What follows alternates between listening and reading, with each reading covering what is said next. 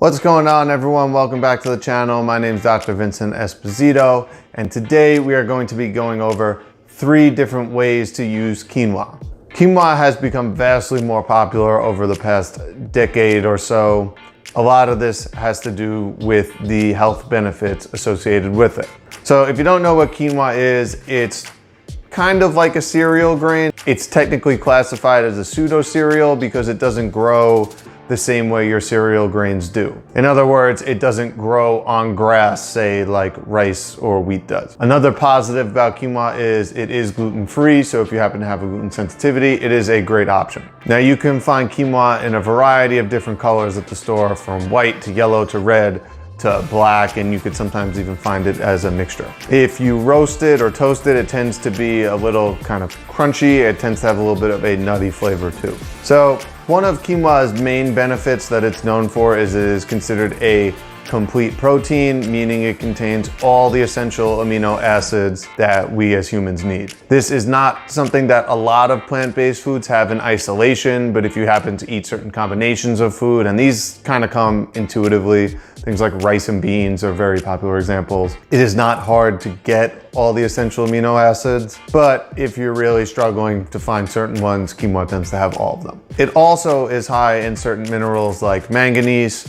phosphorus, and copper, as well as iron, magnesium, which is low along with copper actually in the American diet, and zinc, which tends to also kind of be lacking. Zinc is another mineral used for a variety of different mechanisms in the body. It also tends to help the immune system in terms of its overall function. Quinoa also contains anti-inflammatory substances like quercetin and camphorol, and it also contains other things like phytic acid or phytic acid and saponins. However, these generally tend to be washed off when you rinse and cook quinoa, so these are not really much of an issue.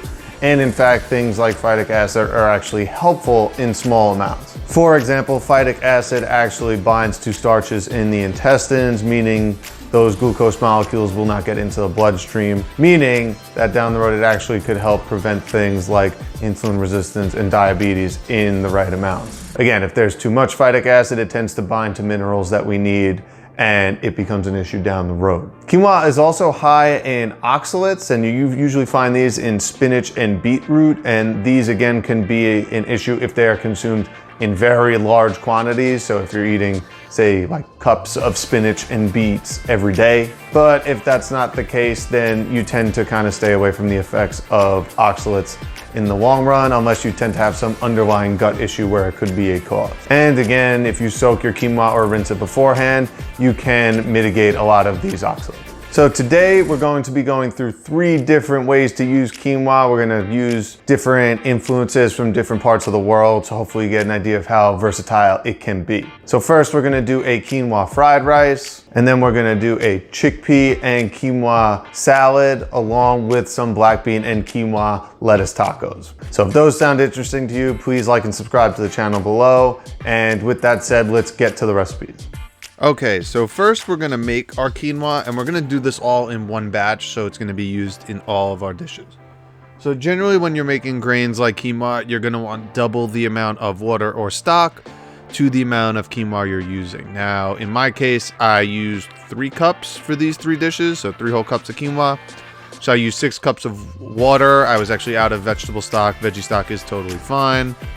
And what you're gonna do is add a little salt if you want a little flavor, bring it to a boil, and then once it's boiling, you cover it and let it cook for 20 minutes or until all the water is evaporated.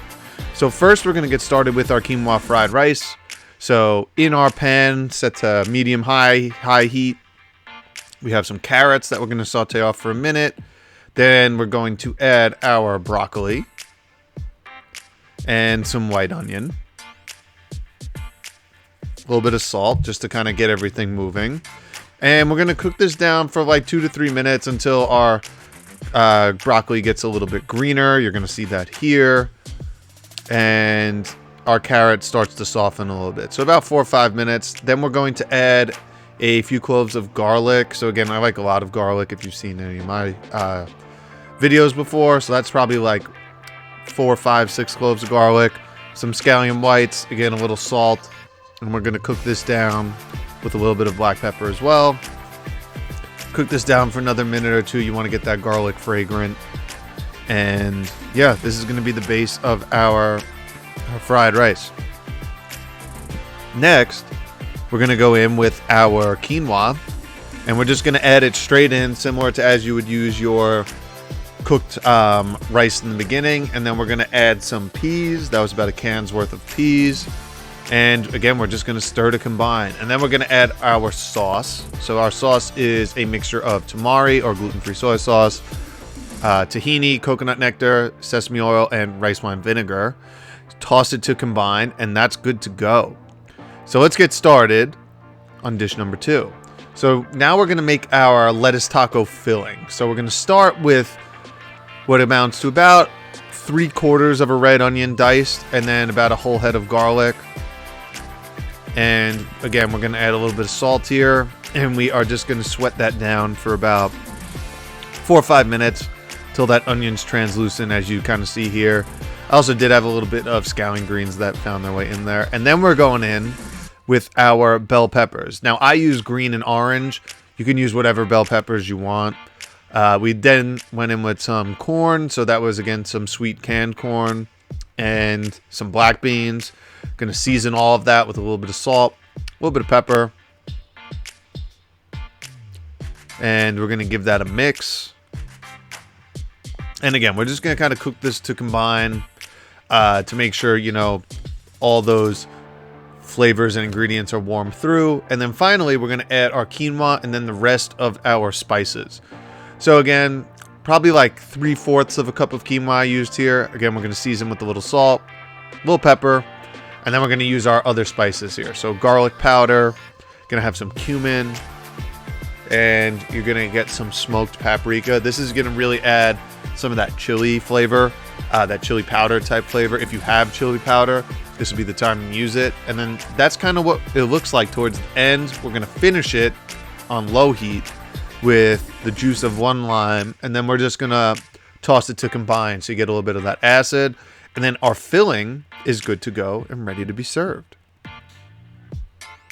So finally, we're going to make our quinoa salad. So now actually the rest of our quinoa has had some time to cool off. And this is very simple. This is going to be a dump and stir. And you could use a variety of different things. So some red onions, some bell peppers, some carrots. I did mention chickpeas initially. I actually ran out of chickpeas when I recorded this. So I used navy beans. You can use whatever you want. We went in with some scallions. We're going to go in with some fresh cherry tomatoes that I just cut in half. We're going to save some for garnish, as you saw there. And then we're going to mix all these ingredients together. And this is just to kind of help get everything mixed evenly through before we add the quinoa, just to kind of make it a little bit more, you get a little bit of everything in each bite. So we're going to add the rest of our quinoa, and then we're going to add our tahini dressing. So actually, if you want to see this, go back to our tahini video. That was actually the dressing I used. It was kind of like a honey lemon vinaigrette. Toss it to combine, and our quinoa salad is good to go. Notice it needed a little bit of acid, so I added a little bit of red wine vinegar just to help that shine through. Have to give it a taste as always. And guys, there you go. There is quinoa 3 completely different ways. Now we're going to use all our garnishes in different ways here. So on our fried rice, we got some scallion greens, we got some cilantro, we got some chopped cashews. On our lettuce taco, we're going to go in with some tomatoes and some fresh herbs. And, you know, on our quinoa salad, you could put really whatever you want. Again, these are just some examples. You can use other things too. If you want chili flakes, that's great. If you want sriracha for hot sauce, that's great. Lime juice is great. So use what you have, use what you like. But again, this is quinoa 3 different ways, and hopefully you found some inspirational ways to use this. And guys, I know I've mentioned this before, but if those cooking classes aren't live yet, feel free to join me. We're doing them twice a week, and I hope to see you there. If you like this, please like and subscribe, and I will see you next week.